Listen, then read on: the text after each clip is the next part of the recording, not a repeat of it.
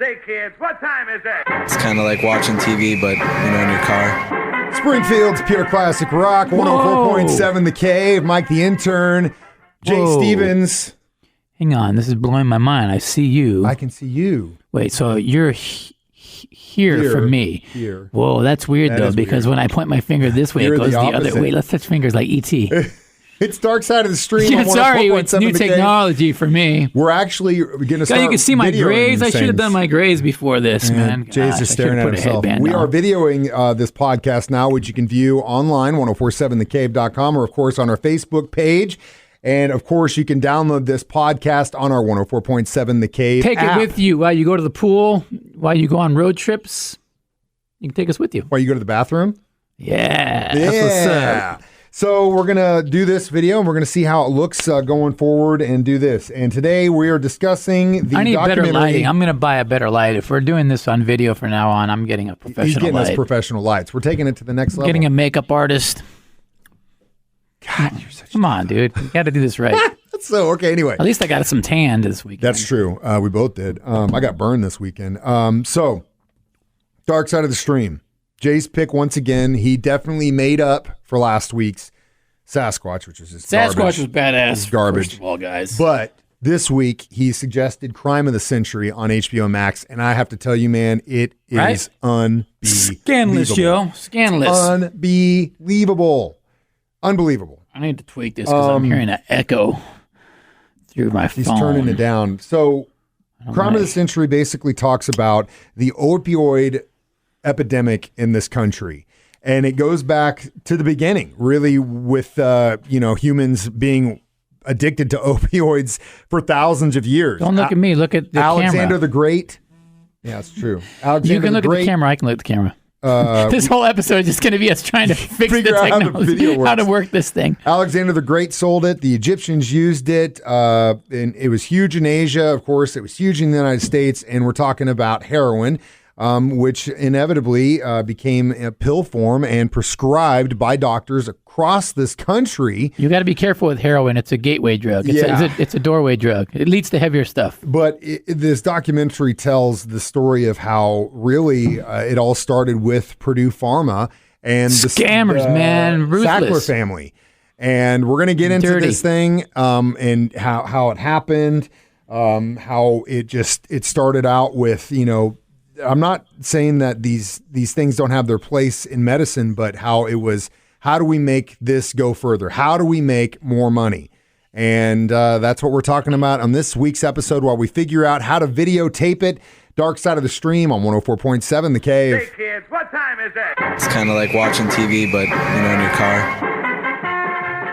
104.7 The Cave, Springfield's Pure Classic Rock. Mike the Intern, Jay Stevens back. It's Dark Side of the Stream today discussing Crime of the Century. So what did you learn from this documentary? I kind of knew the scam. I just didn't know the scam was so elaborate that these guys had. And just ruthless, like paying off doctors to write reports, and then getting a slap on the wrist, basically. Hey, you pay $600 million, but you're going to make $6 billion or whatever. Everybody will take that deal. That's why they're still doing it today. So it started with the idea that when you take an opioid, there is obviously a limit.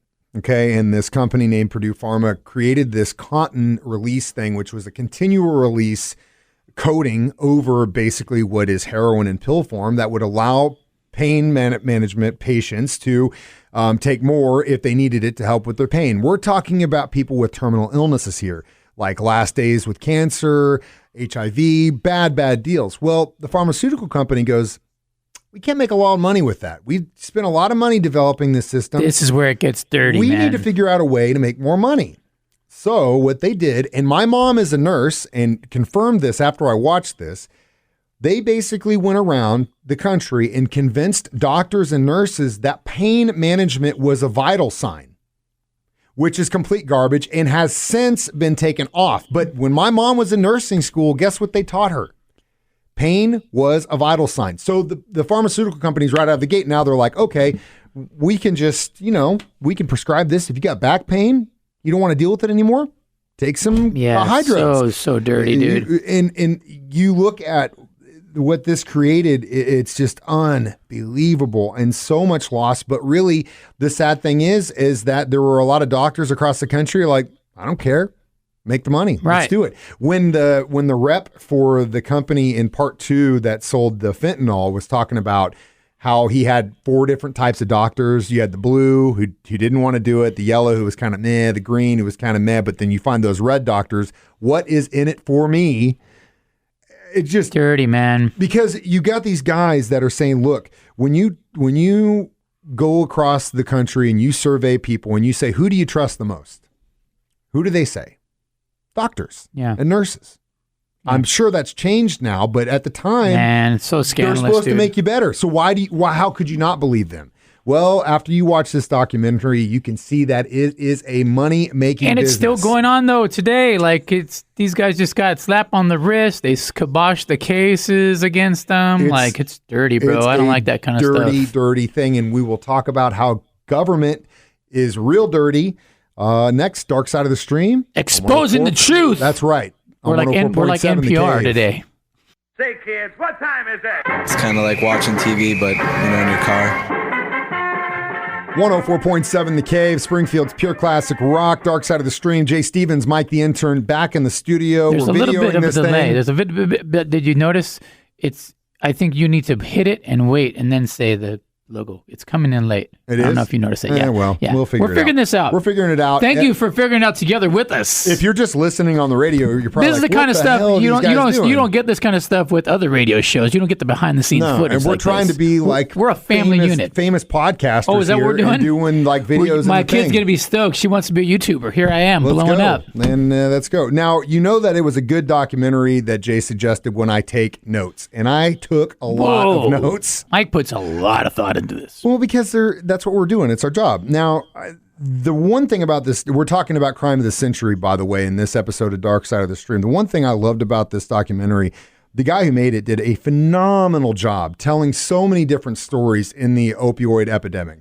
Not only did he go through, the Sackler family and Purdue Pharma and all the other pharmaceutical companies that were involved in this, he also looked at it through the eyes of an EMT. He's working 100 hours a week, basically just saving lives from people who are ODing on fentanyl and everything else. Goes through the salespeople who pushers who I thought were great, which it just you and there was a guy who worked for Purdue that was like, look. Early on, I was trying to blow whistles. Hey guys, I'm going into doctors' offices. I'm hearing these guys talk about ask for more, and they're like, fine, just have them write more scripts.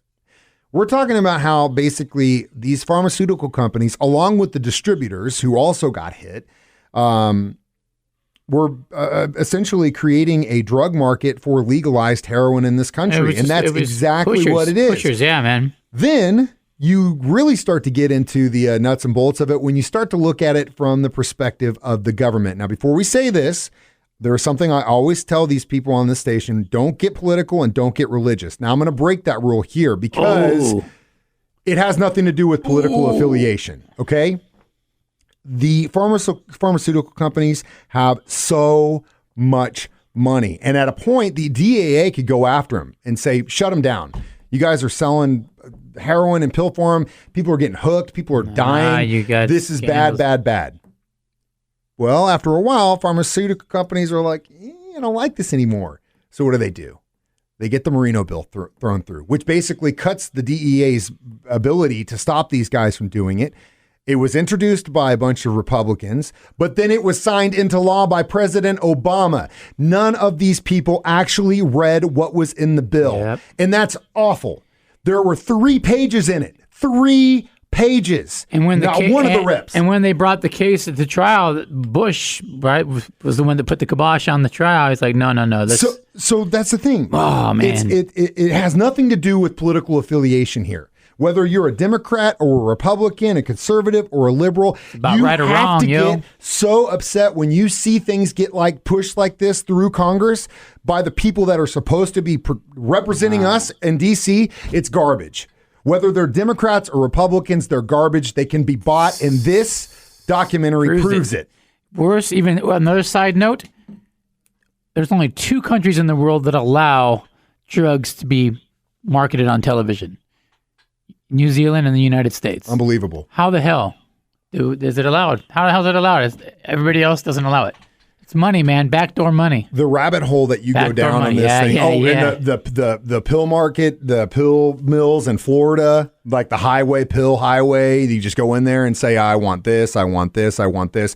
The most heartbreaking story was when they were talking about those pill clinics or the pain management clinics, and that nurse that basically, when they started going through what that doctor was prescribing her, the first doctor that read the it laundry goes, list. If I had heard that there was a doctor prescribing this, the first thing I would do was make a call to the medical board and say, look, this guy needs his license revoked. This is unbelievable. Yeah. That man still stands by the fact that he let this woman die because, according to him, some people in pain just don't want to live anymore. Right. Yeah. Good job, there was dude. a couple characters that I felt like choking for sure in this documentary. Oh, my God, I was getting so mad about this.